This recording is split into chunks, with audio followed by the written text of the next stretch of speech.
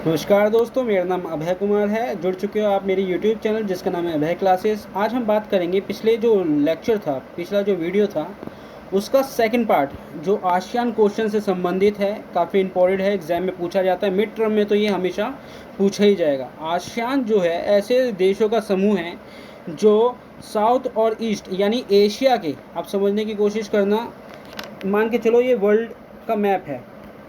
अभी मैं आपको एक काल्पनिक मैप बताऊंगा। ये वर्ल्ड का मैप है और आप जानते हो ये साउथ की तरफ है और ये ईस्ट की तरफ है। ये साउथ और ये ईस्ट। साउथ और ईस्ट में पड़ने वाले जो देशों के समूह हैं उनको आसियान कहा जाता है।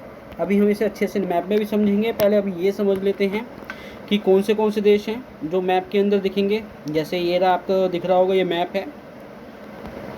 ये साउथ ईस्ट का मैप है। ये एशिया का साउथ ईस्ट हिस्सा है और साउथ ईस्ट में पड़ने वाले जो देश हैं उसमें से कौन से देशों से मिलकर आसियान बना है। इंडोनेशिया बच्चे, सिंगापुर, थाईलैंड, फिलीपींस, ये जो 4-5 देश हैं, 5 देश जो हैं, इंडोनेशिया, मलेशिया, सिंगापुर, थाईलैंड, इनसे मिलके, मलेशिया ये रहा, इन 5 देशों से मिलके किसकी स्थापना हुई थी साल 1967 में। साल 1967 में बैंकॉक घोषणा पत्र पर हस्ताक्षर करके 5 संस्थापक देश, जो मैंने अभी मैप में दिखाया है आपको, इंडोनेशिया, मलेशिया, सिंगापुर, थाईलैंड और फिलीपींस, ये जो देश हैं इनके आपस में मिलने से साल 1967 में एक घोषणा पत्र पर हस्ताक्षर करे थे, जो कि बैंकॉक घोषणा पत्र के नाम से जाना जाता है। और इसी के हस्ताक्षर के साथ विश्व के अंदर एक क्षेत्रीय संगठन उभर कर आता है जिसे हम आसियान के नाम से जानते हैं। आसियान को आप कुछ इस तरह से देखते हो, ASEAN, ASEAN, ASEAN। इसका मतलब क्या हुआ? Associate south east Asia Nations, यानी साउथ और ईस्ट, यानी एशिया के साउथ और ईस्ट में पड़ने वाले जो देश हैं ना, एशिया के साउथ और ईस्ट में पड़ने वाले जो देश हैं उनके आपस में सहयोग है, एसोसिएट है। तो इसी नाम से, इसका अगर विस्तारित रूप देखा जाए आसियान को, तो इसे इसी नाम से जाना जाता है, associate south east Asia Nations. साल 1967 में बैंकॉक घोषणा पत्र पर हस्ताक्षर करके इसकी स्थापना हुई थी। मैंने मैप में इसका लोकेशन बता ही दिया है। उम्मीद करता हूँ आपको समझ में आ रहा होगा। आगे बढ़ते हैं और इसकी डिटेल को समझने की कोशिश करते हैं। आपके सामने मैंने PDF बनाई है, थोड़ी सी मेहनत लगी है इसके ऊपर, मगर हाँ, मज़ा आएगा। इस लेक्चर को देखने के बाद समझ में आ जाएगा, हर चीज़ क्लियर हो जाएगी, कोई वीडियो और देखने की ज़रूरत नहीं पड़ेगी आपको। जैसे मैंने बताया था, इसके संस्थापक देशों में कौन से हैं। संस्थापक देश हैं Indonesia, Malaysia, Philippines, Singapore, Thailand, ये संस्थापक देश हैं। इन 5 देशों ने मिलकर बैंकॉक घोषणा पत्र पर 8वां महीना साल 1967 में हस्ताक्षर करे थे और यहीं से आसियान की स्थापना औपचारिक रूप से शुरुआत हो जाती है। Associations of south Asian Nations, यानी साउथ ईस्ट एशियन नेशंस, ये ऐसे देश हैं जो विश्व के नक्शे में अगर देखा जाए तो एशिया के अंदर साउथ और ईस्ट में जो पड़ने वाले जो देश हैं उस हिस्से में पड़ने वाले देशों के समूह को आसियान देश कहा जाता है।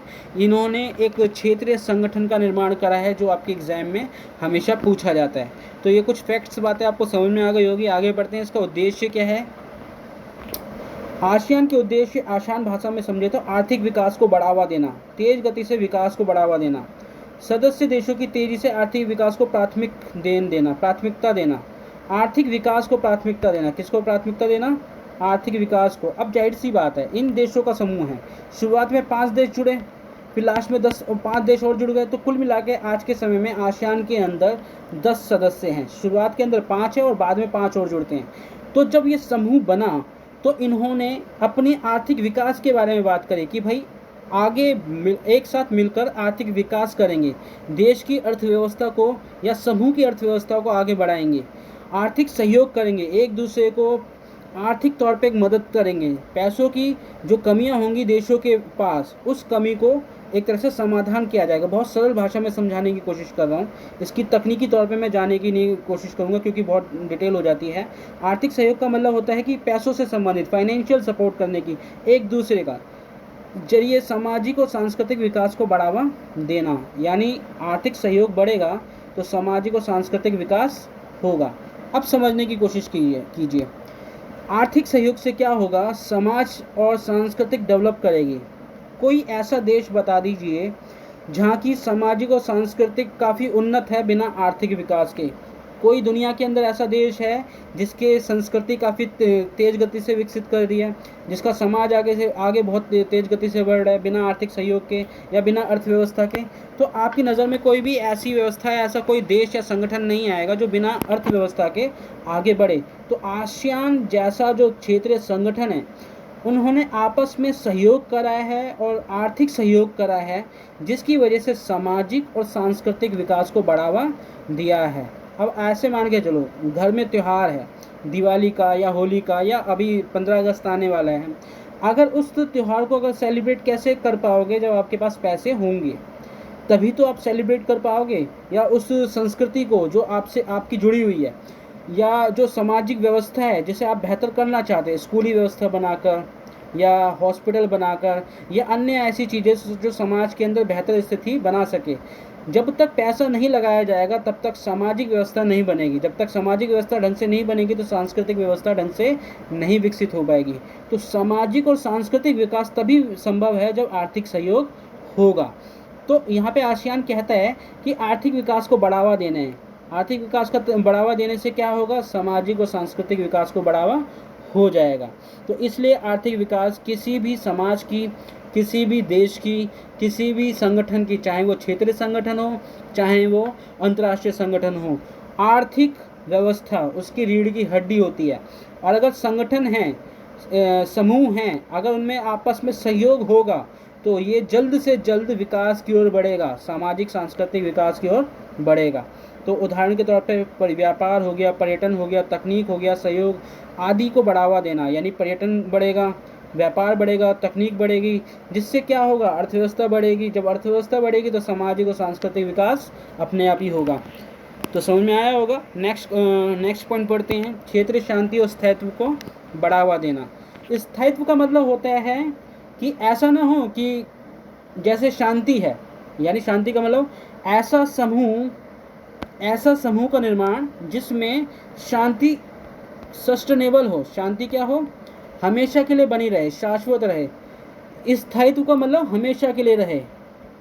शांति, क्षेत्रीय शांति को बनाए रखने के लिए शांति को भी हमेशा बना रहना जरूरी है, तभी क्षेत्र में शांति बनी रहेगी, यानी उसको स्थायित्व देना, वो परमानेंट रहे। तो क्षेत्रीय शांति यानी क्षेत्रीय शांति को स्थायित्व का बढ़ावा देना, इसलिए शांति हमेशा बनी रहे, इसलिए ये बात की जा रही है शांति हमेशा टिकाऊ रहे। ऐसा ना हो आज है, आज शांति है और कल शांति ना हो। शांति का मतलब पीस, यानी युद्ध ना हो, संघर्ष ना हो, आपस में झगड़े ना हो, चाहे वो सांस्कृतिक तौर पे हो, भाषिक तौर पे हो, सीमा तौर पे हो, व्यापारिक तौर पे हो। तो यहाँ पे शांति को बहुत जोर दे के बताया गया है, स्थायित्व शांति को बढ़ावा देना। ये क्यों ज़रूरी है? शांति टिकाऊ रहेगी तो विकास रहेगा, संघर्ष नहीं रहेंगे। जो समूह है, क्षेत्रीय संगठन है आसियान जैसा, वो अपने उद्देश्य को प्राप्त कर सकेगा, भटकेगा नहीं। तो संयुक्त राष्ट्र के सिद्धांतों को फॉलो करता है। कौन फॉलो करता है? आसियान। नेक्स्ट मेरा लेक्चर यूएनओ के ऊपर ही होगा। यूएनओ के अपने सिद्धांत हैं। शांति की बात करता है यूएनओ का मतलब होता है यूनाइटेड नेशनल ऑर्गेनाइजेशन। 24 अक्टूबर 1945 को इसकी स्थापना होती है। जब दूसरा विश्व युद्ध समाप्त होता है तो इसके तुरंत बाद, यानी सेकेंड वर्ल्ड वॉर के तुरंत बाद यूएनओ की स्थापना, यानी संयुक्त राष्ट्र संगठन यानी यूनाइटेड नेशनल ऑर्गेनाइजेशन की स्थापना हो जाती है। तो यूएनओ के कौन फॉलो कर रहे हैं? आसियान फॉलो कर रहा है। कौन फॉलो कर रहा है बच्चे? आसियान फॉलो कर रहा है। तो यूएनओ के सिद्धांतों को मानना, उसके कानून के शासन को अपनाना, ऐसा माहौल बनाना जहां युद्ध और संघर्ष की संभावना ना हो, यानी यूएनओ जो कहता है इसी बात को कौन अपनाने की कोशिश कर रहा है? आसियान अपना रहा है। ये तो एक तीर से दो निशाने वाली बात हो गई। अगर आप यूएनओ के सिद्धांत पढ़ लोगे तो आप आसियान के भी सिद्धांतों को समझ जाओगे, तो आपको इतनी मुश्किल नहीं होगी। आने वाले जो लेक्चर होगा उसमें आपको समझाया जाएगा और बेसिक चीज़ें तो आपको यहाँ से कवर हो ही जाएगी। आगे बढ़ते हैं इसका, अब ये देखते हैं इसका मतलब क्या हुआ। एशिया में स्थायी शांति लाना, मतलब एक टिकाऊ शांति। ऐसा ना हो शांति आज है कल ना हो, यानी अशांति फैल जाए, संघर्ष हो, युद्ध हो, ऐसा ना हो। शांति कैसी होनी चाहिए? शांति टिकाऊ होनी चाहिए। सुरक्षा की भावना विकसित हो, एक दूसरे से देश डरे नहीं। मैंने क्या बताया कि Indonesia, Malaysia, Singapore, Thailand, Philippines, मान के चलो इस समय आप जो देख रहे हो ये सारे आसियान के देश हैं, है ना, आसियान के देश हैं। अब ब्रून जो क्या कहते हैं, म्यांमार को, ब्रुनेई को, इंडोनेशिया को, सिंगापुर को एक दूसरे से खतरा ना हो। ऐसा ना हो इंडोनेशिया को सिंगापुर से खतरा हो, वियतनाम को लाओस से खतरा हो, म्यांमार को फिलीपींस से खतरा हो, ऐसा ना हो। मतलब यहाँ पे अगर सुरक्षा बनी रहेगी तो यहाँ पे आपसी विश्वास भी बना रहेगा। सुरक्षा के साथ, सुरक्षा कब बनेगी? जब आपसी विश्वास बना रहेगा। जब सुरक्षा बनी रहेगी, आपसी विश्वास बना रहेगा, तो शांति भी बनी रहेगी। एक दूसरे के देशों को शक की निगाहों से नहीं देखेंगे, ये नहीं समझेंगे कि ये भविष्य में युद्ध कर सकता है। तो इस तरह से आपको चीज़ों को समझना है कि एक दूसरे पे अटैक ना करें, एक दूसरे की क्या कहते हैं, सुरक्षा का सम्मान करें, संप्रभुता का सम्मान करें, इन सब चीज़ों के ऊपर बात करता है। यहाँ पे ये चीज़ समझ में आ गई होगी कि शांति को स्थायित्व बढ़ावा देना, यहाँ पे सुरक्षा की भावना को विकसित करने की बात की जा रही है। ये पॉइंट इम्पोर्टेंट है। अब आगे बढ़ते हैं, आसियान शैली क्या होती है, कि यानी आसियान किस तरीके से काम करता है, ये एक नंबर में पूछा जाता है। आपको एक नंबर के बारे में पता, मतलब एक नंबर में क्वेश्चन पूछे जाते हैं यहाँ से। बड़े क्वेश्चंस की यही खासियत होती है कि इसमें से छोटे क्वेश्चंस के भी आंसर निकल जाते हैं। आपको ये ध्यान देना है कि आप जो भी पढ़ रहे हो वो क्रिस्टल क्लियर हो जाए। ऐसा ना हो कि अभी पढ़ने के बाद आपको बाद में जाके कंफ्यूजिंग क्रिएट हो रही हो। कंफ्यूजिंग हो सकती है, इसके लिए आपका एक इलाज है, आप उसे रिवीजन कर लो, उसको नोट बना लो अपने, ताकि चीज़ें साथ साथ क्लियर हो जाएं। पढ़ते हैं आगे और समझने की कोशिश करते हैं। आसियान शैली, आसियान शैली का मतलब है कि भाई आसियान का तरीका क्या है। शैली का मतलब उसका स्टाइल, उसके काम करने का तरीका, यानी शांतिपूर्ण सहयोग की बात करता है आसियान। ये अनौपचारिक टकराव से मुक्त संवाद पर जोर देता है। अनौपचारिक टकराव, अनौपचारिक टकराव का मतलब कि ऐसा ना हो कि चीज़ें थोपी जा रही हैं। यहाँ पे चीज़ें थोपी नहीं जाएंगी। यहाँ पे अगर कोई भी चीज़ आएगी, मान के चलो कोई मसला है, कोई भी ऐसा विषय है जो बहुत इम्पोर्टेंट है, आसियान जैसे समूह के पास एक मुद्दा आता है, तो ऐसा तो नहीं है आसियान ये मुद्दा सभी देशों पे, इंडोनेशिया, मलेशिया, सिंगापुर, थाईलैंड, सब पे थोपा जाएगा। मान के चलिए जैसे मैंने यहाँ पे बताया, थाईलैंड है, फिलीपींस है, कंबोडिया है, सिंगापुर है, वियतनाम है, मलेशिया है। आप समझने की कोशिश करो, यही तो आसियान है। जैसे लिखा नहीं गया, आप समझ जाओ। ASEAN, ASEAN. अब आसियान ये तो नहीं है कि कोई मुद्दे को, किसी विषय को थोपेगा, ठीक है।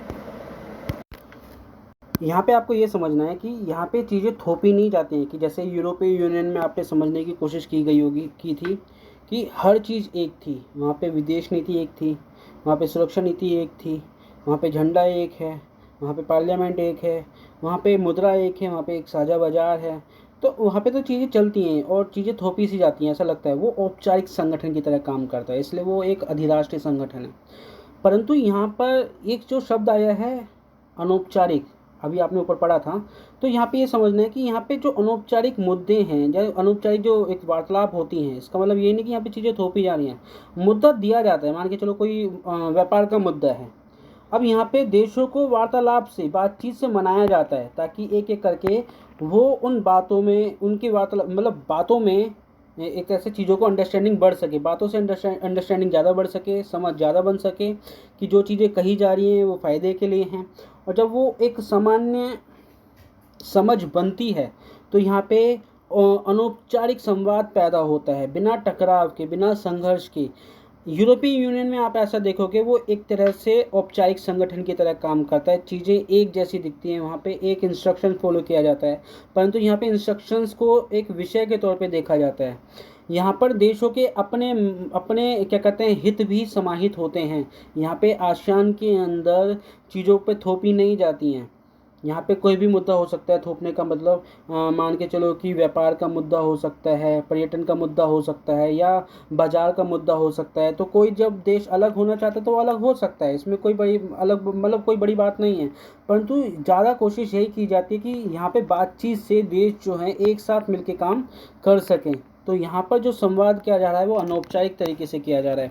तो मैं आपको समझा पा रहा हूँ शायद अनौपचारिक से मतलब क्या है। तो हाँ, तो अनौपचारिक और टकराव से मुक्त, यानी टकराव नहीं होगा यहाँ पे। ऐसा नहीं कि विवाद ज़्यादा होगा या नहीं, यहाँ पे टकराव नहीं होगा। यहाँ पे जो बातें होंगी वो टकराव के बिना होंगी, यानी संवाद जो होगी, बातचीत होगी, वो बिना टकराव के, बिना संघर्ष के होगा। सहयोगात्मक ढंग से निर्णय लिए जाएंगे, यानी आपस में सहयोग करके फैसले लिए जाएंगे बिना दबाव के। मैंने अभी बताया ना, ये दबाव पूर्ण कार्य नहीं करता है, बिना विवाद के कार्य करेगा। विशेष यही विशेष तरीका आसियान शैली कहलाता है। अगर इसके उलट देखा जाए यूरोपीय यूनियन के अंदर, तो चीज़ें वहाँ पे औपचारिक ज़्यादा दिखती हैं, ऑफिशियली ज़्यादा दिखते हैं, क्योंकि वहाँ पे सब चीज़ एक ही है। जैसे आपने मास्ट्रिक्ट संधि आपने पढ़ा होगा, तो 1992 में हुई थी, 1993 में वो लागू हुई थी। तो वहाँ पे एक झंडा, एक विदेश नीति, हर चीज़ एक है, तो मुद्दे एक जैसे दिखते हैं वहाँ पे। तो सभी जो देशों का समूह है, जैसे यूरोपीय यूनियन बना है, वो मानता है। तो एक तरह से वो औपचारिक तौर पे एक देश की तरह काम करता है, इसलिए इसे सुपर नेशंस यानी इसे अधिराष्ट्रीय संगठन के तौर पे भी पहचानते हैं। परंतु यहाँ पर हम देखते हैं ये अनौपचारिक बातें होती हैं। यहाँ पे चीज़ें थोपी नहीं जाती हैं, यहाँ पे चीज़ों को संवाद करके बिना झगड़े के चीज़ों को निपटाया जाता है, या एक आपसी समझ बढ़ाई जाती है।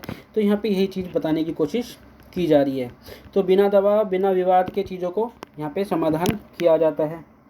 अब इसका निष्कर्ष क्या निकल कर आता है, क्योंकि आपको हर चीज़ को बहुत तरीके से लिखना है। जिस तरह से मैं बता रहा हूँ आपको उसी तरह से लिखना ही होगा, एग्ज़ाम में आपको अच्छे नंबर मिलेंगे। ये एक अच्छा तरीका है कि आपको फॉर्मेट पता होना चाहिए कि किस तरह से आप लिख रहे हो। अब यहाँ पे निष्कर्ष है, आसियान ने दक्षिणी पूर्वी एशिया के देशों को एकजुट करने के, विकास की रफ्तार तेज करने और शांति बनाए रखने में अहम भूमिका निभाई है।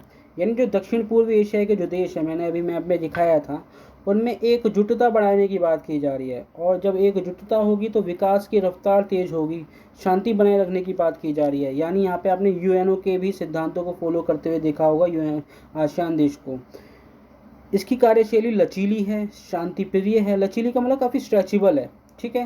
अपने हिसाब से चीज़ों को यहाँ पे मतलब स्ट्रेचेबल का मतलब यहाँ पे जो भी विषय है वो देशों के हित के साथ मैच करवा के उसको काम लिया जाता है। तो लचीली है, शांति प्रिय है, यहाँ पे शांति से काम किया जाता है, सहयोग से काम किया जाता है, जो इसे अन्य संगठनों से अलग बनाती है, खासतौर पे यूरोपियन यूनियन से अलग बनाती हैं। अब ये कठिन शब्द हैं, कुछ कठिन क्या, थोड़े फैक्ट हैं इसके, आपको ध्यान रखना है। ये क्या बोल रहा है कि मुख्य शब्दावली, कठिन शब्द में देखें तो बैंकॉक घोषणा पत्र में 1967 के दौरान जब समझौता हुआ था, तो आसियान की शुरुआत मानी जाती है। इसके 5 संस्थापक देश हैं, Indonesia, Malaysia, Singapore, Thailand, Philippines. ये आपको पता है। और ये किसके कायदे कानून को फॉलो करता है, किसके सिद्धांतों को फॉलो करता है, ये यूएनओ के कायदे कानून या उसके सिद्धांतों को फॉलो करता है। अंतर्राष्ट्रीय नियम जिसका पालन सभी देशों को करना होता है, यानी अंतर्राष्ट्रीय नियम को पालन करते हैं आसियान के देश। यानी अंतर्राष्ट्रीय नियम यानी जो यूएनओ ने एक स्टैंडर्ड सेट कर रखा है, ये क्षेत्रीय संगठन भी इसको फॉलो करते हैं। अनौपचारिक संगठन मैंने अभी बताया था, अनौपचारिक का मतलब क्या होता है, ठीक है। ये वही बातें बता रहा है कि बिना सख्त प्रक्रिया के, बिना दबाव के, टकरावहीन, झगड़े या विवाद से दूर रहने वाला तरीका है अनौपचारिक, यानी इसे आसान शैली भी कह सकते हैं। तो मैं उम्मीद करता हूँ आपको ये चीज़ समझ में आया होगा। अगर समझ में आया है तो अच्छी बात है। आप मेरे इस YouTube चैनल को सब्सक्राइब कर सकते हो, अपने दोस्तों तक ये इस वीडियो को पहुँच बना सकते हो, अपने दोस्तों तक खूब शेयर कीजिए, कमेंट कीजिए क्या चीज़ समझ में नहीं आया, तो मैं उस टॉपिक्स के ऊपर जो चीज़ समझ में नहीं आया उस पर एक अलग से वीडियो बनाकर ज़रूर बनाऊँगा, ठीक है। अगर आप क्या कहते हैं मेरे से ऑफलाइन बैच लेना चाहते हैं तो ये सामने आपके एड्रेस है, आप देख सकते हो। मेरे अभय क्लासेस से व्हाट्सअप नंबर 7827887834, एड्रेस है भीकम सिंह कॉलोनी, गली नंबर 8, विश्वास नगर, शारदा, दिल्ली 32। जो इस क्षेत्र के आसपास रहता है, शादरा, लक्ष्मी नगर, कृष्णा नगर, इन स्कूल के जो बच्चे हैं, सरकारी स्कूल के बच्चे हैं, वो अगर इंटरेस्टेड हैं वो मुझसे ऑफलाइन बैच लेना चाहते हैं तो प्लीज़ आप यहाँ पे कांटेक्ट कर सकते हैं। और यहाँ पे फ़ीस रहेगी 1000 रुपये में 3 सब्जेक्ट, पॉलिटिकल, सोशोलॉजी, हिस्ट्री और ज्योग्राफी भी सब्जेक्ट में पढ़ाता हूँ। तो इसका सीधा सा मतलब ये है कि ये फ़ीस काफ़ी ज़्यादा, बहुत ही ज़्यादा कम है और ये आपके पॉकेट को अलाउ करेगा। तो ये जो पार्ट था, दूसरा पार्ट, पहले जो वीडियो को पूरा कंप्लीट करता है और ये आगे अगर मुझे संभावनाएं लगेंगी कि और क्वेश्चंस बन सकते हैं यहाँ से, तो मैं ज़रूर और बनाऊंगा यहाँ से वीडियो, यहाँ से क्वेश्चंस को लेकर वीडियो बनाऊंगा। तो अभी तक के लिए इतना ही। थैंक यू, धन्यवाद।